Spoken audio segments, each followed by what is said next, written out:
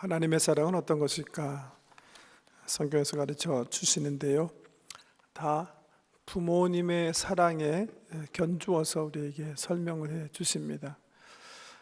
구약에 보면, 특별히 이사야서에 보면 하나님의 사랑을 어머니의 사랑으로 비유해서 말씀하시죠. 어머니가 아이를 잉태하고 산고의 고통을 감당하시고 아이를 출산한 후에 아이를 젖먹여 키우시는 그 모습을 비유해서 하나님께서 하나님의 백성을 만들어내시는 사랑이 바로 그 어미 사랑과 같다, 그렇게 표현하세요. 특별히 이사야 40장 이후, 특별히 66장에 보면 그런 표현이 있고요. 신약에 보면 우리 예수님께서 하나님의 사랑을 그 유명한 탕자의 비유를 통해서 아비의 마음을 이해하지 못하는 두 아들을 둔 아비의 마음으로 하나님의 마음을 표현하십니다. 왜 하나님의 사랑을 어미나 아비의 마음으로 하나님께 설명해 주실까? 이 세상에서 그것보다 더 하나님 사랑 같은 게 없기 때문입니다. 근데 생각해 보면 정말 그렇습니다. 이 세상에 사랑 가운데 부모님 사랑만큼 하나님 사랑과 근접한 게 없습니다. 첫째는 변함없으심이 비슷한 것 같습니다. 하루는 하나님께서 한 천사를 부르셔서 명령하셨대요. 얘야, 세상에 내려가서 세상에 있는 것 가운데 가장 아름다운 것을 가져다가 나에게 주렴. 천사가 명령을 받고 세상에 내려왔다는데요, 한참 길을 가면서 세상에 가장 아름다운 게 뭘까 보니까 처음 눈에 들어오는 게 꽃이었답니다. 정말 하나님 만드신 꽃이 이렇게 아름다운 거구나 해서 꽃을 꺾어가지고 가슴에 품고 계속해서 길을 걸어가는데, 또 한참쯤 걸어가니까 소년 하나가 오는데 얼굴에 정말 순박한 미소를 띠고 걸어오는 거예요. 그 소년의 천진난만한 미소를 보면서 참 정말 아름답다 생각해서 그 소년의 미소도 꺾어서 천사가 가슴에 안고 또 길을 한참 걸어가는데, 이번에 보니까 갓난 어린 아이를 낳은 엄마가 걸어오는데 엄마가 아이를 바라보는 모습이 너무나 아름다운 거예요. 그래서 사랑스러운 그 어머님의 모습도 꺾어서 가슴에 간직하고, 그리고 이 세 가지 하나님께 갖다 드리면 하나님께서 칭찬해 주시겠구나, 그렇게 생각하면서 다시 발걸음을 들려서 천상을 향해서 걸어가게 됐다는데요. 한참쯤 걸어가다가 이렇게 가슴에 품고 간 세 가지를 이렇게 다시 관찰하는데 보니까 꽃이 시들어버린 거예요. 그래서 더 이상 아름답지가 않더래요.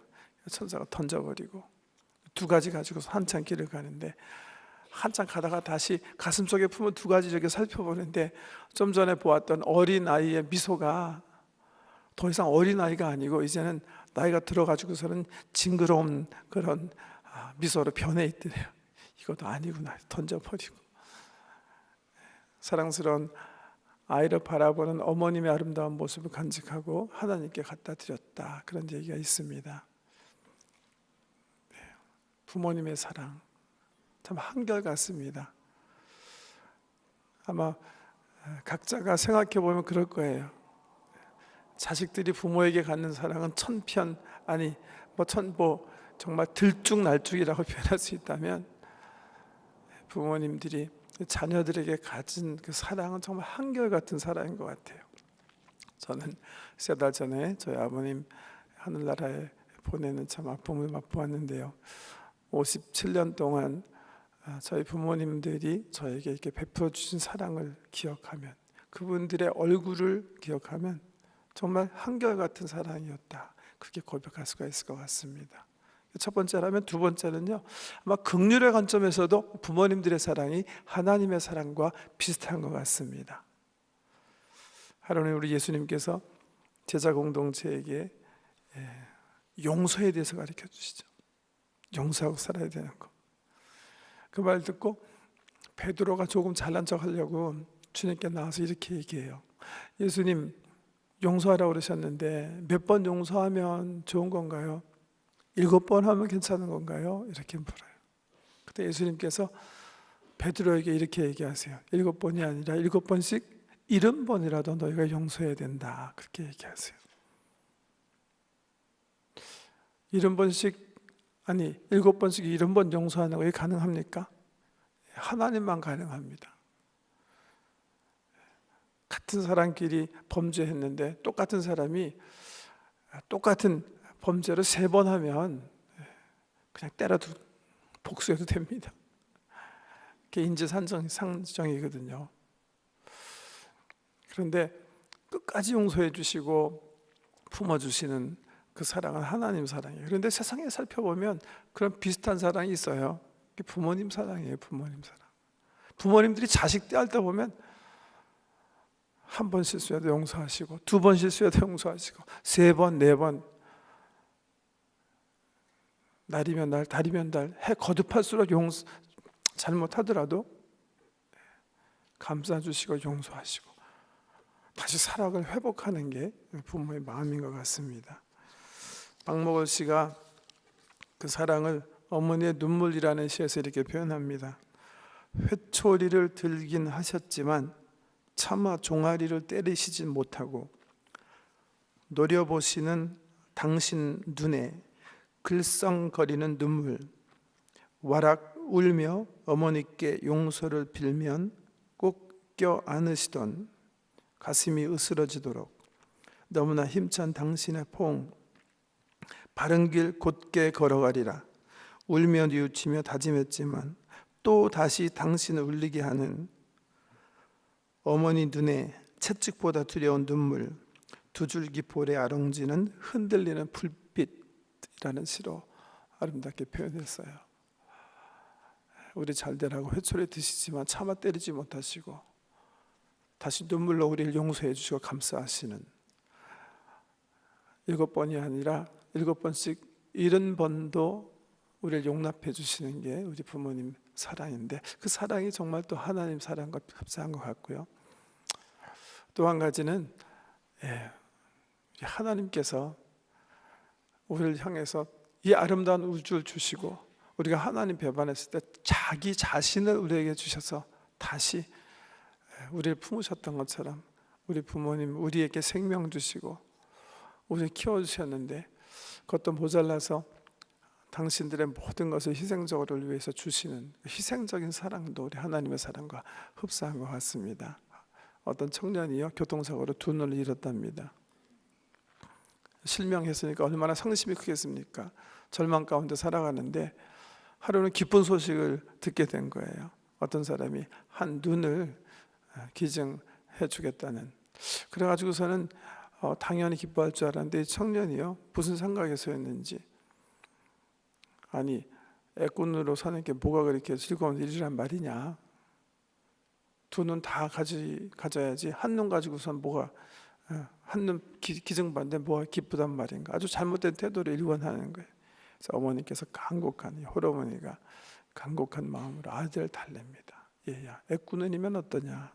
볼 수 있으면 얼마나 감사한 일이냐. 그러지 말고 눈 하나 기증 받을 수 있다는데 감사함으로 받아라. 그래서 어머니 설득에 마지못해서 이 아들이 눈 하나 기증 받습니다. 그래서 수술을 마치고 회복 기간이 흐른 다음에 첫 붕대를 이렇게 떼는데 여러분 기대하신 것처럼 청년이 눈을 뜨고 보니까 어머니 눈 하나 없는 거예요. 그래서 와락 어머니 끌어안고 오는데 그 어머니께서 그렇게 말씀하시더래요. 내가 2눈 다 줄 수 있었지만 그렇게 되면 내가 장님된 나 돌보느라고 고생할 거니까 그럼 내가 힘들지 않겠냐.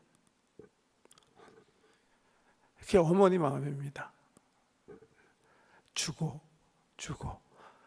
다 주더라도 더 주고 싶은 게 부모님의 마음이에요. 이 부모님의 마음이 하나님의 사랑과 하나님의 마음과 같기 때문에 성경에 보면 하나님에게 말씀하신 그 명령을 부모님에게 하라고 또 명령하시는 거예요. 성경에 보면 순종해라, 경외하고 공경해라. 이거는 딱 2군데만 사용되어요. 하나는 하나님, 또 하나는 부모님이에요. 그래서 십계명에 보면 우리 사람과의 관계를 얘기하시면서 부모님에게 공경해야 되는 것을 하나님은 제일 앞에 갖다 쓰시는 거예요. 하나님 외에 다른 신을 두지 말라 하는 계명이 하나님 섬기는 관점에서 우리가 지켜야 할 가장 중요한 계명이라면, 인륜 대사에 있어서 가장 중요한 것은 부모님께 공경하는 것이다. 이렇게 성경은 못 받고 있는 겁니다. 어떻게 공경할 것인가? 어떻게 공경할 것인가? 좀 구체적으로 말씀드려야 되는데, 저는요 이 부모님 주일, 글쎄 저 17번째 설교하는 것 같은데요, 제일 힘든 게 일부 예배분들에게 설명하는 거예요. 왜? 여기 보니까 이 자녀들이 들어야 될 설교인데 다 부모님들만 계셔가지고 2부 3부 예배해야 될 설교인데요, 어떻게 공경하는 게 좋겠는가,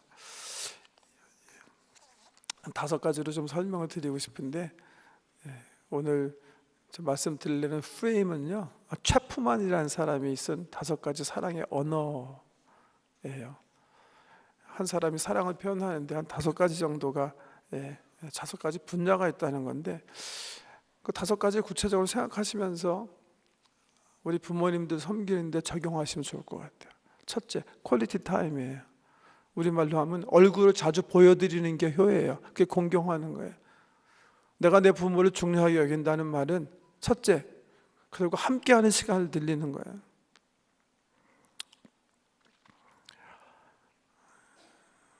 우리 이민가정 가운데서는 피치 못하게 부모님들 멀리 고국에 두고 오신 분들이 계실 텐데, 요즘은 뭐 스카이프도 사용하실 수 있고, 또 하나 뭐죠? 카카오톡인가? 카카오톡? 그거 사용하시면 돈 하나도 들이지 않고도 서로 화상 채팅할 수 있거든요.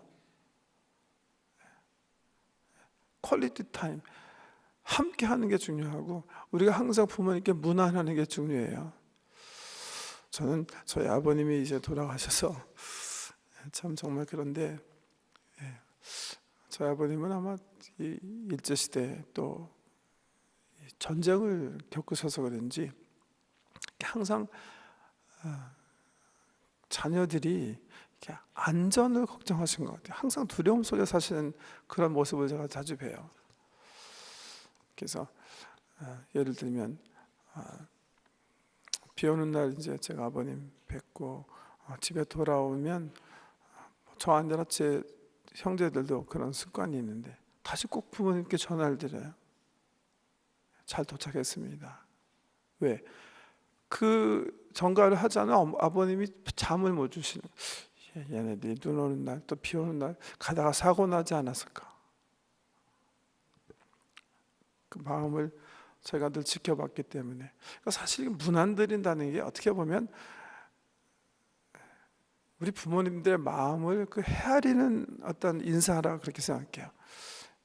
부모님들의 제일 관심은 자녀들이 안전한 거거든요. 기본적인 근심이 만져드리는 거야. 부모님 저 잘 있습니다. 사고 치지 않고 잘 살고 있습니다. 행복하게 병 걸리지 않고 잘 살고 있습니다. 이게 문안 인사입니다. 문안 인사. 부모님 잘 계시는가 살피는 것도 중요한 문안의 부분이겠지만, 부모님 마음속에 늘 근심으로 남아있는 우리들이 건강하게 잘 있습니다, 이렇게 보고 드리는 게 문안 인사라는 거예요. 그런 의미에서 토론토에 같이, 캐나다에 같이 살 수 있는 축복을 누리는 분들은 저는 그렇게 생각합니다. 할 수만 있으면 일주일에 한 번씩 꼭 얼굴을 보여드리자. 얼굴을 보여드리지 못할 때는 꼭 전화로 문안 인사드리자. 살아있음을 보고해야 되는 거예요. 두 번째, 피지컬 터치, 좀 만져드리자. 왜? 보세요, 사랑이라는 건 접촉이에요. 우리가 태어날 때 가장 깊이 있는 사랑을 느끼는 게 모태라고 그러죠. 어머님과 한 몸으로 그냥, 어린아이들 태어나면 막 울 때 울음을 그치게 하는 방법은 뭐예요? 모태에서 느꼈던 것처럼 아이를 압박하는 거 아닙니까, 여러분? 꽉 끼워 넣어줘요. 공허함을 느끼기 때문에 운다 하지 않습니까? 그래서 아이를 이 뭐라 그러죠? 포대기에 똘똘 말아가지고 꽉 묶어주면 애들이 울지 않잖아요. 왜? 어머니 뱃속에서 느꼈던 그 압박감을 느끼면서 사랑을 느끼기 때문에 그렇다.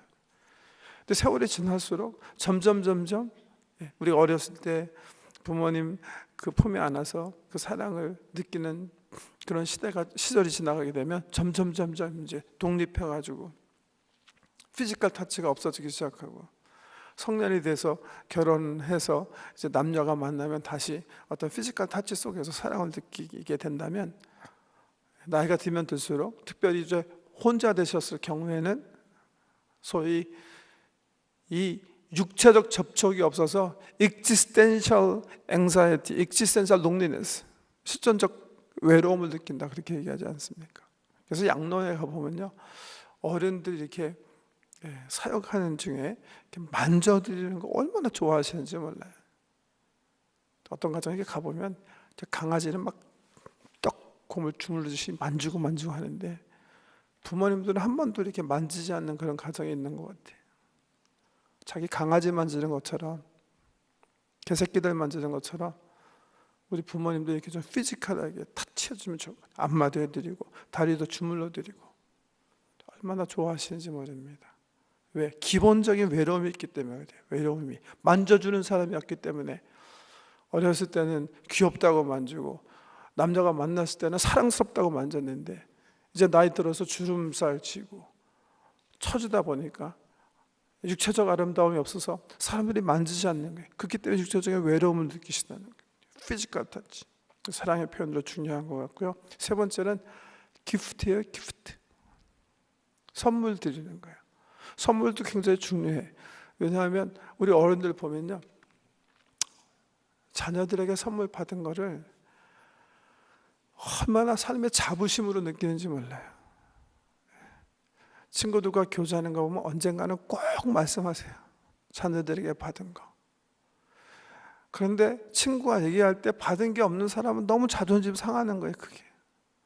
그게 우리 한국 사람만 그런 게 아닙니다. 시카고에 데이빗 고사즈라는 사람이 부모님 2,000명 대상으로 북미의 부모들이 원하는 게 뭔가, 자녀들에게 소망하는 게 뭔가 조사한 적이 있어요. 조사한 게 있어요. 그래갖고 5가지 아주 중요한 포인트를, 요점을 이렇게 발표한 적이 있는데, 그 중에 하나가 바로 그거예요. 부모님들은 자녀들이 자기들을 appreciate, 고맙게 생각해 주기를 바라는 거예요. 치른 희생에 대해서 감사한 마음을 갖고 살아가기를 원하는 거예요. 그거에 대한 가장 웅변적인 표현이 뭐예요?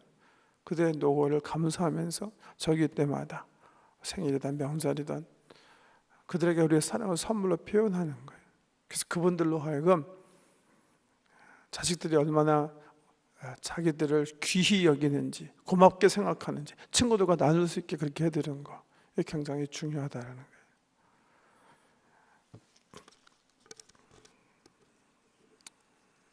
저희 부모님이, 저희 아버님이요, 80세 생신 때 저희가 이제 저희 형제들이 좋은 장소에 가서, 저희 캐나다에 온 가족들이 40명이 넘기 때문에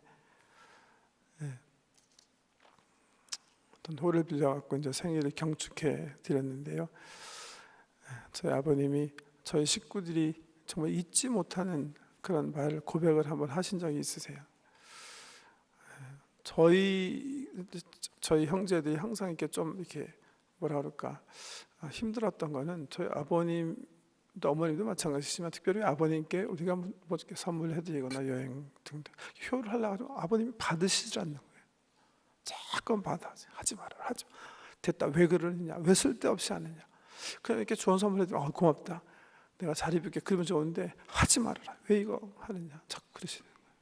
근데 그 80세 되시는 그 시점에 아버님이 그런 고백을 하시더라고요. 더 이상 이런 거 하지 말아달라. 이유를 얘기하는데요, 저희 아버님은 26살 때, 저희 어머니 20살 때 이제 결혼하시자마자, 둘 다 장남 장녀인데요, 한 분은 평북 의주, 한 분은 평북 선천인데 두 분이 이제 1946년에 북한이 이제 공산주의 체계로 넘어갈 것 같으니까 두 사람이 일단은 안 되겠다 싶어갖고 남한으로 내려오신 거예요. 그러고 나서 어야부야 하다가 이제 남북이 갈라져가지고서는 평생 이산가족으로 사신 거예요. 당연히 우리가 알고 있는 사실인데 아버님이 그날 그렇게 고백하시더라고요. 나는 효 받을 자격이 없다는 거예요.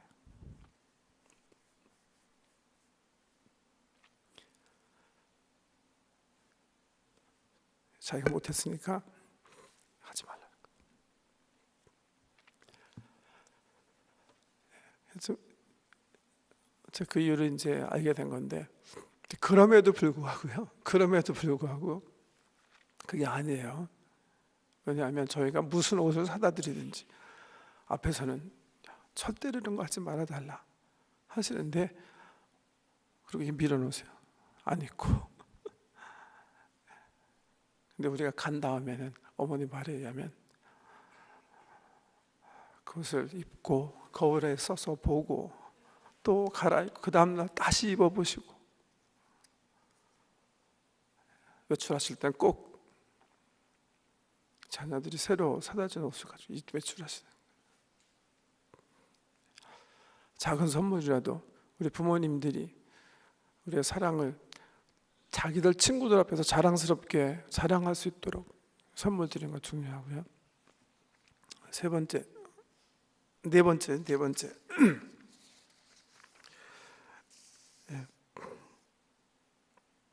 제 퀄리티 타임 얘기했고, 피지컬 터치 얘기했고, 기프팅 얘기했고, 레코그니션 뭐 비슷한 말씀이지만 인정하는 거 참 중요한 거예요. 부모님 때문에 우리가 오늘 존재할 수 있다는 사실을 인정하고 그분들의 노고를 인정해 드리는, 레코그나이즈 하는 게 굉장히 중요하다.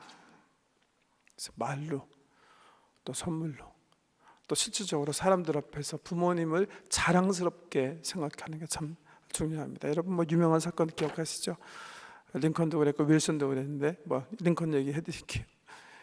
국회에서 링컨은 정말 평민 출신이기 때문에 늘 적수가 많은 데다가 더군다나 또 노예 해방을 여쳤기 때문에 귀족적인 미국 사람들이 링컨을 굉장히 싫어했습니다.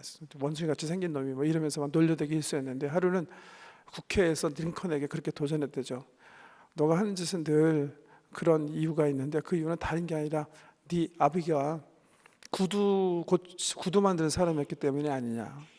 그러니까 야당 의원이 아주 그냥 독한 말로 링컨을 공격한 거예요.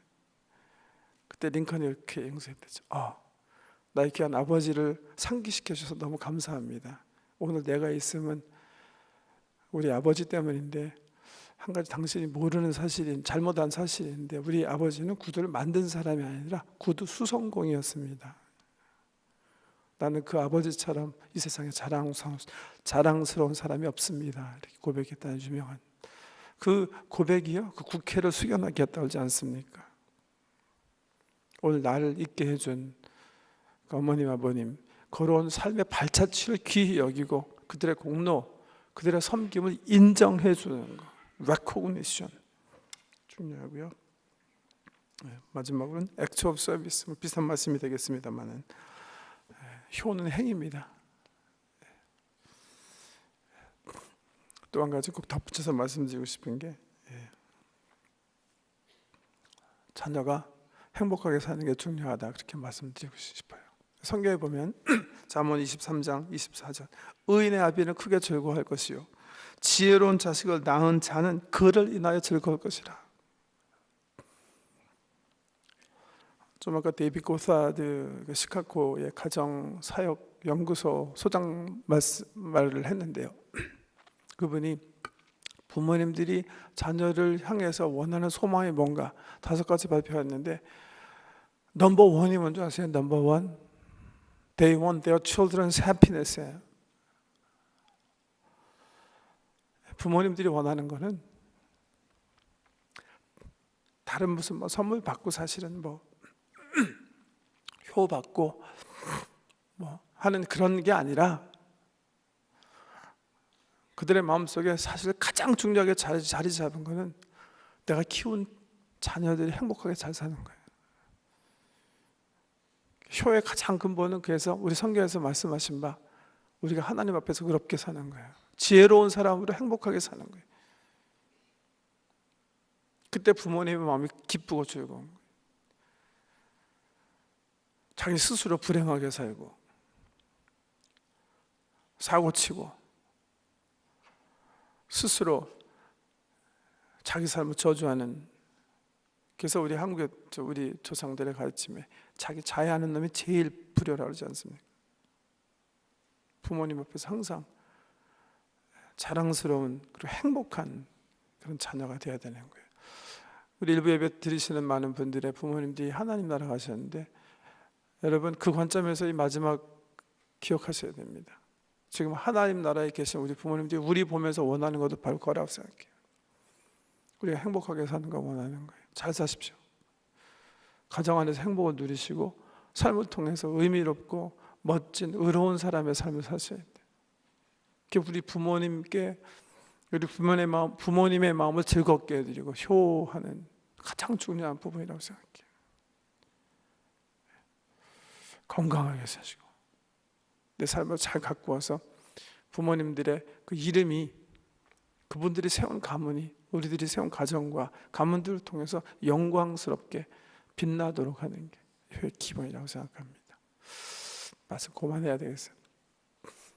자녀들이 별로 없기 때문에 자녀들한테 할 테니까 그렇게 하시고, 오늘 부모님 주일이라는 부모님 생각하는 심정에서 그냥 제가 듣고 싶은 노래 그냥 하나 여러분과 듣고 그냥 기도하고 마치겠습니다. 가요인데요. 김창완 씨 기억하십니까? 여러분 김창완 씨는 가수로 기억하시는 것보다 주로 이제는 탤런트나 영화배우로 많이 기억하실 텐데, 1970년대 산울림 동생과 함께 이분 제가 알기로 서울대 농과대학 나오신 분인데 기타 들고 나와가지고 우리 대한민국의 종합예술인이죠. 뭐 곡도 쓰시고 이제 시곡도 쓰신다 그러고 유명하신 분인데, 그분이 노래한 노래 가운데 어머니와 고등어라는 노래 있습니다. 처음 이렇게 들으면 좀 재수 없는 노래 같은데 들으면 들을수록 고등어 절여놓고 아들이 먹을 거 생각하면서 해피하게 잠드신 그 어머니의 마음을 느끼게 하는 그런 노래라 한번 준비해봤어요. 들어보세요. 그냥 어머니도 생각하시면서. 네, 기도하겠습니다. 하나님 사랑, 거룩한 사랑, 그 사랑으로 우리를 하나님 대리에서 보살펴 주시고 키워주신 부모님들을 기억하며 말씀을 받았습니다. 생각할수록 불효의 죄를 범한 저희들의 죄를 주께서 용서해 주시고 최선을 다해 부모의 마음을 즐겁게 하며 그들을 귀히 여기는 새로운 삶을 오늘부터 시작할 수 있도록 은혜 베풀어 주시옵소서. 예수님 이름으로 기도드립니다.